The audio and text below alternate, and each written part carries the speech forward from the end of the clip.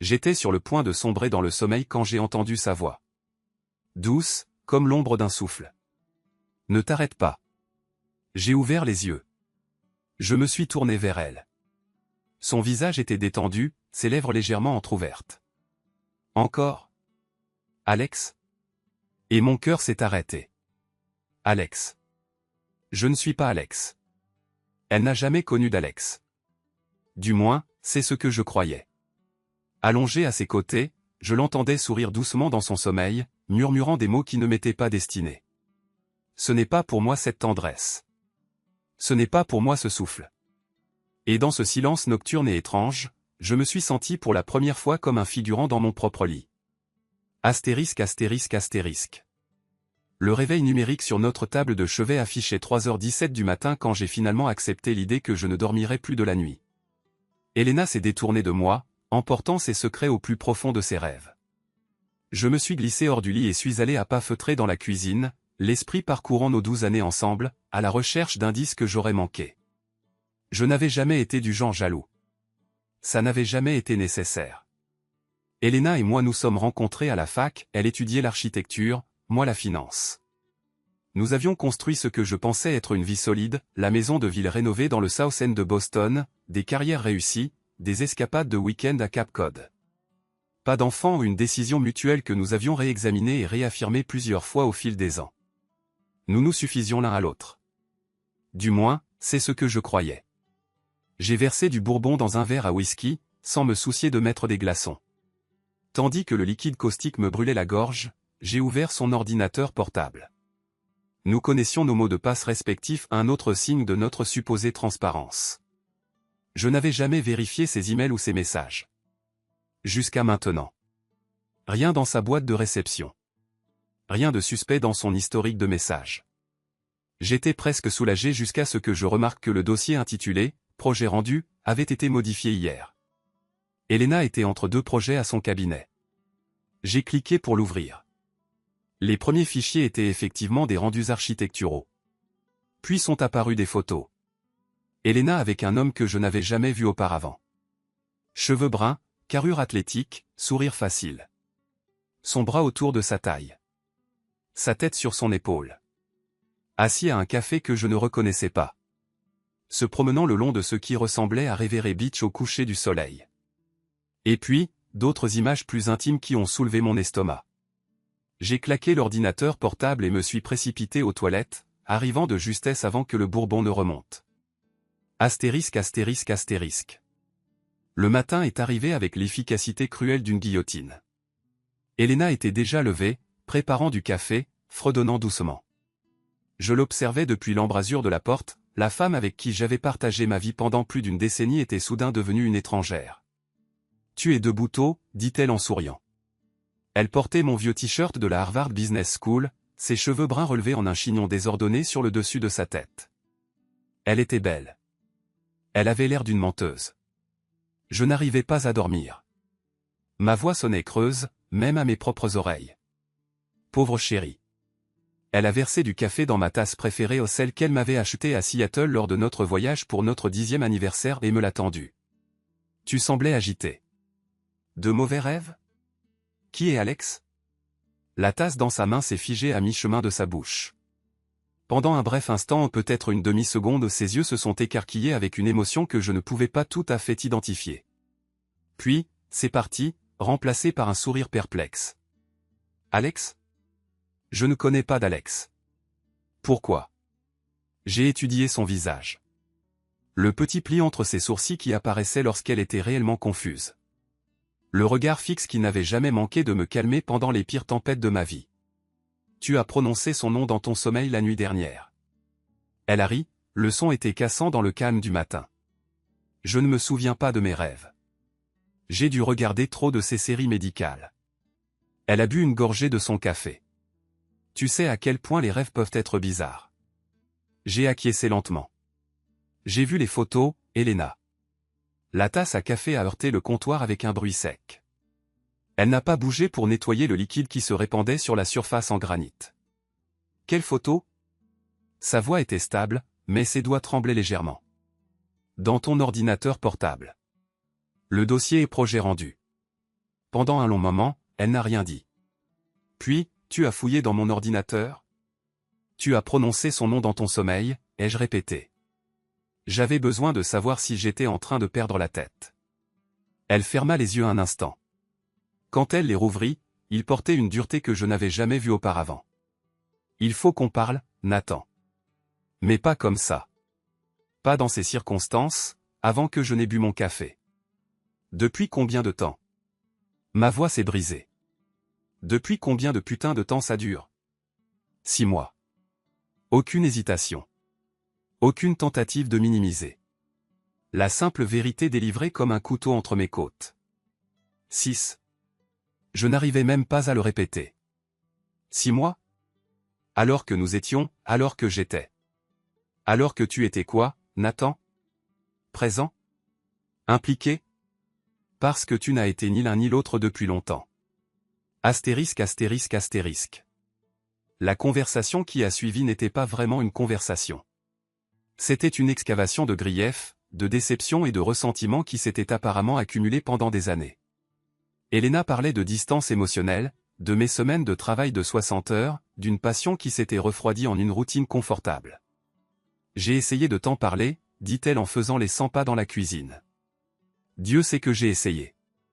Quand? Quand as-tu dit que tu étais suffisamment malheureuse pour? Je n'arrivais pas à terminer ma phrase, l'image de ces photos brûlant encore dans mon esprit. L'été dernier, après l'affaire Morrison. Je t'ai dit qu'on devait se reconnecter. Je t'ai proposé cette retraite de méditation dans le Vermont. Ces conneries New Age? J'étais en plein milieu de la plus grosse acquisition de ma carrière. Justement. Elle arrêta de faire les 100 pas et me fit face. C'est toujours ta réponse. Ta carrière. Tes affaires. Ta réussite. Notre réussite, la corrigé-je. Tout ce que j'ai construit, c'était pour nous. Elle rit, un rire triste qui semblait venir du plus profond d'elle-même. Non, Nathan. C'était pour toi. J'étais juste l'accessoire qui va bien. Alors tu as trouvé quelqu'un qui t'apprécie davantage. L'amertume dans ma voix me surprit moi-même. Quelqu'un qui sait à quel point tu es spécial. Quelqu'un qui prend le temps de s'intéresser à tes sentiments. Son silence fut une confirmation suffisante. Qui est-ce? Demandai-je. Alexander Reeves. C'est un ingénieur en environnement. On s'est rencontrés à la conférence sur le design durable à Chicago en octobre dernier. La conférence à laquelle je n'ai pas pu assister à cause des rapports trimestriels. L'ironie ne m'échappa pas. Oui. Et tu couches avec lui depuis 6 mois. Ce n'est pas juste du sexe, Nathan. Sa voix s'adoucit, et d'une certaine façon, c'était pire que sa colère. Il m'écoute. Il me voit. Je te vois. Je frappai du poing sur le comptoir, ce qui la fit sursauter. Je te vois tous les jours depuis 12 ans. Non, dit-elle doucement. Tu me regardes. Tu ne m'as jamais vraiment vu. Les jours suivants se sont déroulés dans un flou de rage, de négociation et de désespoir. Elena a emménagé dans notre chambre d'amis. Je me suis jeté à corps perdu dans le travail, partant avant l'aube et revenant après qu'elle soit allée se coucher. Nous communiquions par des SMS laconiques et des notes laissées sur le réfrigérateur. Il faut qu'on parle des prochaines étapes. Je serai en retard ce soir. Ne m'attends pas. J'ai appelé un avocat. Juste pour comprendre les options. C'était comme assister à la démolition d'un immeuble au ralenti chaque jour, une autre poutre de soutien s'effondrant, un autre mur s'écroulant, jusqu'à ce qu'il ne reste plus que poussière et souvenirs. Une semaine après ces aveux, je me suis retrouvé dans un bar à 3 pâtés de maison de chez nous, à boire du scotch avec Marcus, mon plus vieil ami de la fac. Il faut que tu lui parles, dit-il, après que j'eus déballé toute cette sordide histoire. Vraiment parler, pas juste balancer des accusations. Qu'est-ce qu'il y a à dire? Elle baise un ingénieur écolo depuis 6 mois. Marcus grimaça. Ce n'est pas aussi simple, et tu le sais. Ça me semble plutôt simplissime, à moi. Je fis signe au barman pour une autre tournée. À quand remonte la dernière fois que toi et Elena avez fait quelque chose ensemble qui ne consistait pas juste à gérer votre maison ou à assister à une fonction professionnelle? J'ouvris la bouche pour répondre, puis la refermai. La question me frappa plus fort que je ne l'aurais cru. Je ne sais pas, admis-je. Nous sommes allés à la symphonie le mois dernier. Et quoi? Nous sommes allés, nous avons écouté Malheur, nous sommes rentrés à la maison. Avez-vous parlé de la musique? Êtes-vous allé dîner après? Avez-vous fait l'amour en rentrant? Je fixai mon scotch. Nous avions une réunion tôt le lendemain. Marcus soupira. Nathan, je te connais depuis qu'on a 19 ans. Tu es la personne la plus motivée et la plus concentrée que je connaisse. Mais tu as toujours eu une vision en tunnel. Quand tu travailles sur quelque chose, le reste du monde disparaît. C'est comme ça qu'on réussit dans la finance. Peut-être. Mais ce n'est pas comme ça qu'on réussit dans le mariage. Je vidai mon verre. Donc c'est de ma faute? Je méritais d'être trompé parce que je travaille dur. Personne ne mérite d'être trompé, dit Marcus calmement. Mais les relations n'existent pas dans le vide. Elles ont besoin d'attention, de soins, de présence. Les mêmes qualités que tu accordes à tes clients et à ton portefeuille. Alors, tu veux dire quoi? Je devrais lui pardonner? Faire comme si de rien n'était. Je dis que tu devrais décider ce que tu veux. Si tu veux Elena, alors tu dois te battre pour elle. Pas contre elle. Et si elle le veut, lui? Marcus croisa mon regard sans ciller. Alors tu dois te préparer à cette possibilité aussi. Je ne suis pas rentré à la maison ce soir-là. Je n'aurais pas supporté le côté vide du lit, la pensée qu'Elena dormait au bout du couloir, rêvant peut-être de quelqu'un d'autre. Au lieu de cela, j'ai pris une chambre d'hôtel en centre-ville, j'ai envoyé un texto pour lui dire de ne pas s'inquiéter, et je me suis endormi d'un sommeil sans rêve, induit par l'alcool. Le lendemain matin, la gueule de bois martelant derrière mes yeux, j'ai fait quelque chose que je n'avais pas fait depuis des années. Je me suis mis en arrêt maladie. Puis j'ai conduit jusqu'à Reverie Beach, l'endroit des photos. J'avais besoin de le voir par moi-même, d'essayer de comprendre ce qui était arrivé à ma vie. La journée était nuageuse, l'Atlantique d'un gris acier sous un ciel tout aussi gris. Quelques joggeurs déterminés bravaient le vent, mais sinon la plage était déserte. Je me suis promené le long du rivage, laissant l'eau froide de temps en temps recouvrir mes chaussures. Que voulais-je? La question que Marcus avait posée me hantait. Voulais-je sauver ce qui restait de mon mariage? Voulais-je m'en aller? Pourrais-je encore regarder Elena sans la voir dans les bras d'un autre? Je me suis retrouvé assis sur un banc, à contempler l'eau, lorsque mon téléphone a sonné. Le nom d'Elena s'est affiché à l'écran. Nathan? Sa voix était tendue. Où es-tu? À la plage. Reverie Beach? Une inspiration vive. Oui. Je n'ai pas donné plus de détails. Un silence s'est étiré entre nous, uniquement empli du bruit des vagues et du cri lointain des mouettes. Je suis désolé, a-t-elle fini par dire. Je n'ai jamais voulu que rien de tout ça n'arrive. Mais c'est arrivé. Ça arrive encore. Une autre pause. Plus maintenant. Je me suis redressé. Qu'est-ce que ça veut dire? J'ai rompu avec Alex hier soir. Après que tu ne sois pas rentré. Une émotion complexe m'a traversé, soulagement, triomphe, suspicion, colère. Pourquoi? Parce que j'ai réalisé ce que je détruisais. Ce que j'ai déjà détruit. Sa voix s'est brisée. J'ai été tellement égoïste, Nathan. Tellement absorbé par mes propres besoins et blessures que je ne me suis pas arrêté pour penser à ce que je te faisais, à nous. 6 mois, c'est long pour ne pas penser, Elena. Je sais. Elle pleurait maintenant. Je l'entendais à sa voix. Je sais que c'est long. Alors, quoi maintenant? On revient comme avant.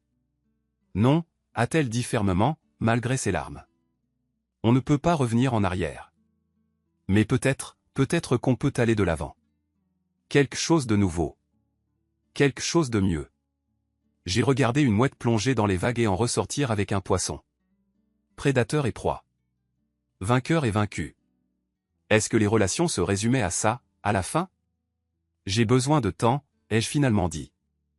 J'ai besoin de réfléchir. Je comprends. Elle semblait résignée. Tu rentreras ce soir? La maison. Ce mot sonnait à la fois familier et étranger, comme une langue que j'avais autrefois connue mais que j'avais oubliée. Oui, ai-je dit. Je rentrerai.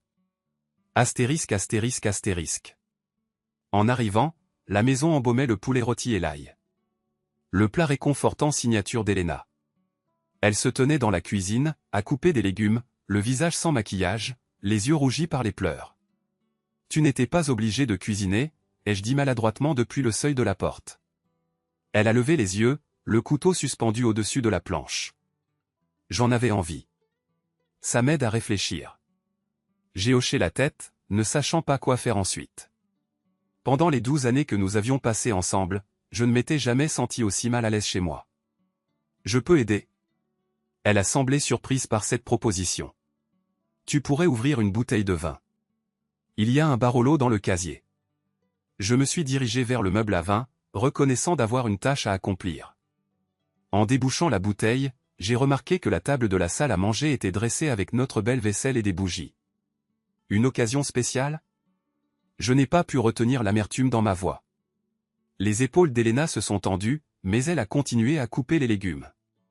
Je pensais qu'on pourrait parler. Vraiment parler. D'Alex? Elle a posé le couteau. De nous. De ce qu'on fait à partir de maintenant. Nous avons mangé dans un silence pesant, la nourriture excellente comme d'habitude mais ayant un goût de cendre dans ma bouche. Elena a fait tourner son poulet dans son assiette, mangeant à peine. Finalement, après s'être versé un deuxième verre de vin, elle a pris la parole. Je repensais à notre première rencontre. Tu te souviens de ce café près d'Harvard Square? Celui avec l'espresso détestable mais les scones incroyables? J'ai hoché la tête. Brewer's Cup. Il a fermé il y a 5 ans. Tu as renversé ton café sur mon manuel d'histoire de l'architecture. Malgré tout, j'ai souri à ce souvenir. Et tu étais tellement en colère que tu ne voulais pas que je t'offre un autre café. Mais tu es revenu le lendemain avec un nouvel exemplaire du livre. Ça m'a coûté 90 $. La technique de drague la plus chère de tous les temps. Nous avons tous les deux ri, et pendant un instant, c'était comme avant. Mais ce moment est passé, la réalité s'abattant comme une vague. Qu'est-ce qui nous est arrivé, Nathan? Sa voix était douce, vulnérable. J'ai songé à détourner la conversation, à répondre avec colère ou accusation. Au lieu de cela, je me suis surpris à répondre honnêtement. La vie est arrivée. Les carrières. Les ambitions. Les habitudes. On a arrêté de se regarder. Quand m'as-tu regardé pour la dernière fois? Pas juste un coup d'œil, mais vraiment me voir? J'y ai réfléchi. Je ne sais pas. C'est ça le problème. Je ne sais pas non plus. Elle a pris une profonde inspiration. Ce qu'Alex m'a donné, ce n'est pas seulement de l'attention ou du désir. C'est de la reconnaissance. Il m'a vu comme je suis maintenant, pas comme j'étais il y a 12 ans, ou comme tu avais besoin que je sois. Et qui est-ce? Qui es-tu maintenant, Elena? Elle a semblé surprise par cette question. Je suis quelqu'un qui aime le design durable plus que les projets commerciaux. Qui envisage d'enseigner à l'université? Qui veut passer 6 mois au Japon à étudier l'architecture traditionnelle? Le Japon? C'est la première fois que j'en entends parler. Quand comptais-tu m'en parler? C'est justement ça. Je ne comptais pas le faire. Parce que je savais que tu dirais que ce n'est pas pratique. Que ça ne ferait pas avancer ma carrière. Que ça m'éloignerait de notre vie ici. Tu ne sais pas ce que j'aurais dit parce que tu ne m'en as jamais donné l'occasion. J'ai repoussé mon assiette. Tu as juste trouvé quelqu'un d'autre pour valider tes rêves à la place. Tu as raison. Elle a baissé les yeux sur sa nourriture à peine touchée. J'ai pris la fuite. J'avais peur de ton jugement, alors j'ai cherché l'approbation ailleurs. Et c'est devenu plus. Sexe. Connexion, rectifia-t-elle. Le sentiment que quelqu'un s'intéressait sincèrement à mes pensées, mes aspirations, mon évolution en tant que personne. J'avais envie de contester, de me défendre, mais ces mots frappaient trop près d'une vérité que je n'étais pas prêt à reconnaître. À quand remontait la dernière fois que j'avais demandé à Elena quels étaient ses rêves? À quand remontait la dernière fois que nous étions restés éveillés à parler d'autre chose que du travail ou de la logistique de la maison? J'ai été égoïste aussi, admis-je. Le travail est devenu toute ma vie. Je mesurais ma valeur à mon succès, au contrat que j'ai conclu, à l'argent que j'ai gagné. Nous avons tous les deux perdu de vue ce qui comptait. Elle tendit la main au-dessus de la table, ses doigts s'arrêtant juste avant de toucher les miens. Mais c'est moi qui ai trahi nos vœux. C'est moi qui nous ai brisés. Je fixai sa main, si familière et maintenant si étrangère. C'est fini? Vraiment fini avec lui? Oui. Aucune hésitation. Je lui ai dit que je devais faire face à ce que j'ai fait, et essayer de réparer les dégâts si possible. Il a compris. Que c'est noble de sa part, dis-je avec amertume. Ce n'est pas le méchant de l'histoire, Nathan. Ni toi non plus. Si quelqu'un est le méchant, c'est moi. Je la regardais vraiment pour la première fois depuis des années, me sembla-t-il. Les ridules autour de ses yeux qui n'étaient pas là quand nous nous sommes rencontrés. La mèche argentée dans ses cheveux noirs qu'elle ne prenait jamais la peine de teindre. La force dans son visage qui s'était développée au fil des années de défis professionnels et d'épanouissement personnel. Qu'est-ce que tu veux, Elena? Ce que tu veux vraiment? Elle ne répondit pas immédiatement.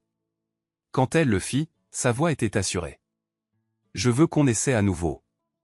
Pas pour revenir à ce qui ne fonctionnait pas, mais pour construire quelque chose de nouveau. Quelque chose d'honnête. Je veux qu'on se revoie. Et si on n'y arrive pas?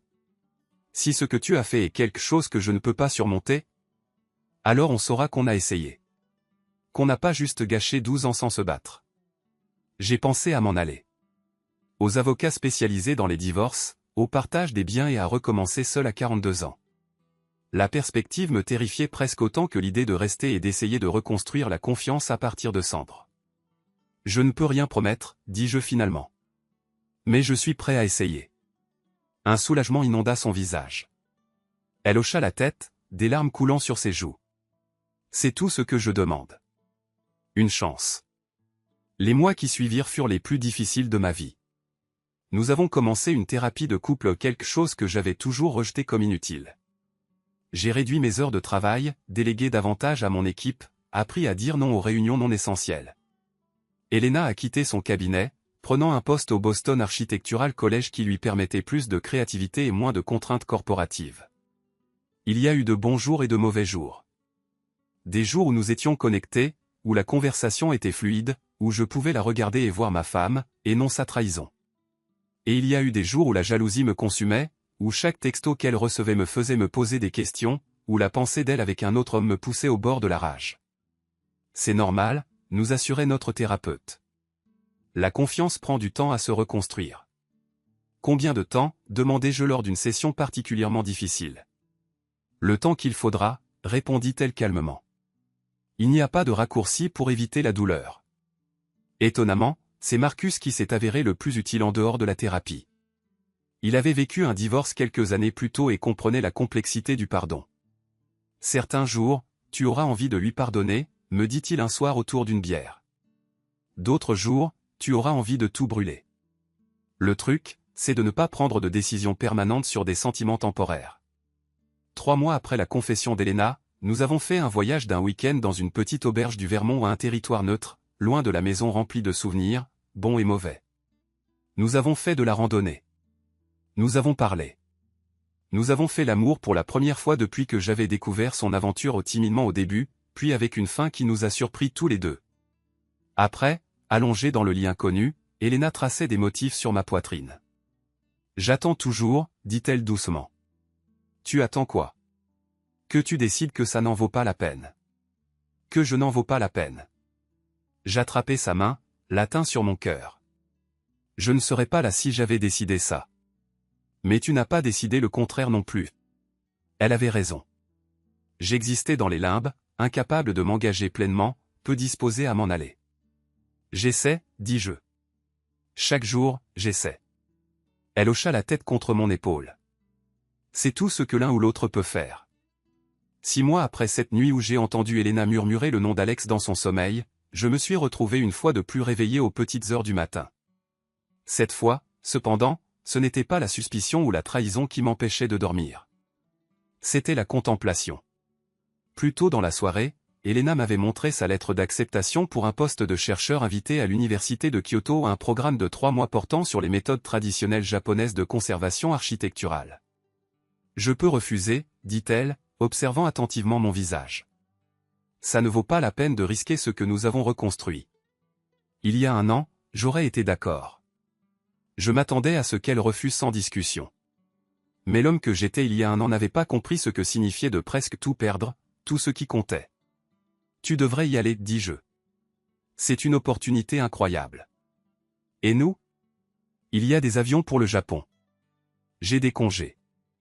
On s'organisera. La surprise et la joie illuminant son visage ont fait bouger quelque chose en moi, la dernière pièce d'un puzzle qui se mettait en place. Tandis que nous fêtions ça avec du champagne et des plans pour gérer la logistique, j'ai réalisé que j'étais heureux. Pas le contentement béat de nos premières années, mais quelque chose de plus profond, de plus durement gagné. Maintenant, en la regardant dormir, je pensais à la manière dont nous avions failli tout détruire. À quel point nous nous étions pris l'un l'autre pour acquis. À quel point j'avais failli la perdre pas seulement à cause d'un autre homme, mais à cause de ma propre négligence et de son désespoir qui en avait découlé. Elena s'agita, ses yeux s'ouvrant lentement. « Pourquoi tu es réveillé? Qu'est-ce qui ne va pas? » « Tout va bien, dis-je, le pensant sincèrement pour la première fois depuis des mois. Je réfléchissais, c'est tout. À quoi? Aux secondes chances. À la chance que nous avons d'en avoir une. Elle sourit, encore à moitié endormie. Est-ce qu'on a de la chance? Après tout ce qui s'est passé? Oui, dis-je en la serrant contre moi. On en a. Tandis qu'elle se rendormait dans mes bras, j'ai compris la vérité. La trahison ne nous avait pas détruits. Elle nous avait forcés à voir ce que nous étions devenus et à choisir quelque chose de différent. La douleur restait une cicatrice qui nous marquera toujours, mais elle ne nous définissait plus. Dans ce moment de calme avant l'aube, avec le souffle chaud d'Elena contre ma poitrine, je connaissais enfin ma réponse à la question de Marcus. Qu'est-ce que je voulais? Ça. Elle. Nous. Pas parfait, pas intact, mais réel. Présent. Vivant. J'ai fermé les yeux et me suis endormi à ses côtés, non plus comme un figurant dans mon propre lit, mais pleinement, enfin, chez moi. Ah. Hmm.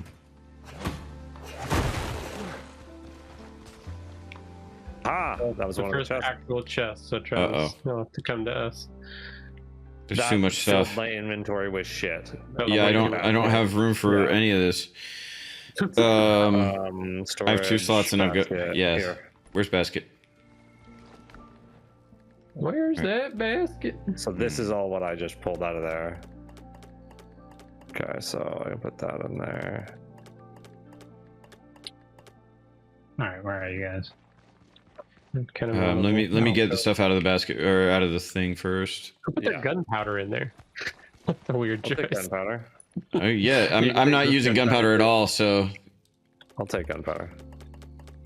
Oh yeah, I can get rid of that.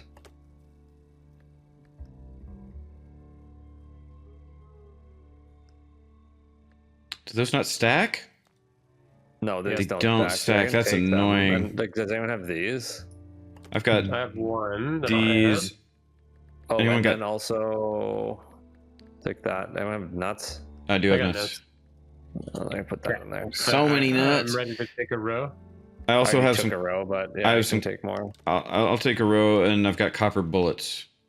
I'll take copper bullets. Yeah, There you I'll go. take these take things. that. There you Okay, go. All right. I've got a good amount of space still. Yeah, I have got good lots. space too.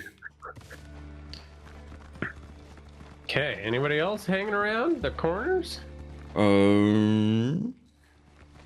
Yeah, maybe because like we just found one of those in a side Yeah. alley thing. I'm gonna explore a bit and just make sure we're. Not missing anything. The other ones have to be inside though. Yeah. So weird. You would think. Okay, we ready? Think so? I'm not gonna chop all that. Fuck. I was about to like Yeah. chop through all these things. That's not a good idea. Underground chambering. Okay, I'm coming. We're chambering. I don't have a light. I think So- you'll need one. Yeah, we're usually pretty We good. have lights in here. One of those well lit caves. Grenadier in here. We'll go around here. Ow, fucker.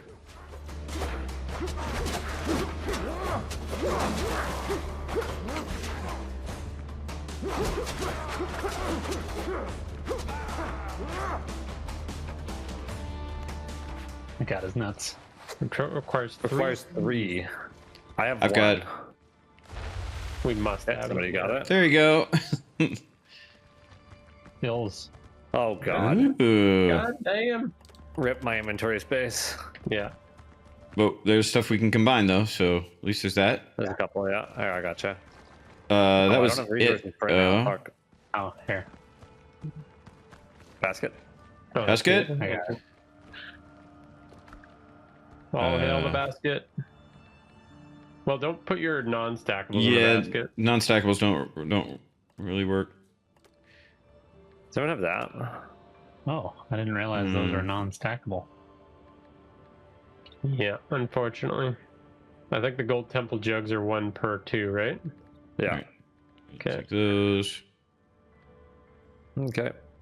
Did anyone have those guineas and these? Not I. Nothing to add? Okay, I'm just making sure. All right. Nope. Very good. Oh, I can take that. Oh, never mind. Let's take nuts. So there's one more chest somewhere. Yeah, I guess. I have Unless it's two. outside. I have 2 more ancient foothills keys. I have one more. Probably just because it's 4 of us, so it added more enemies or something. Maybe. Could be. So there's probably one on the outside that we haven't. Yeah, We didn't find. Right. I'll go left. I'm gonna go Yep. straight.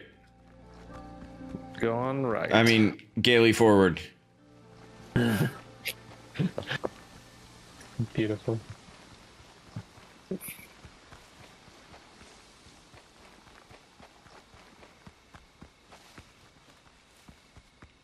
Hmm. Good catch there, because if you would have stuck to it, you would have had to do straight stuff. And Yuck. Disgusting. Yuck. Oh, I got more enemies over here. Where's over here? Okay. Right by you, Jordan. Oh, by me? Yep. Hmm.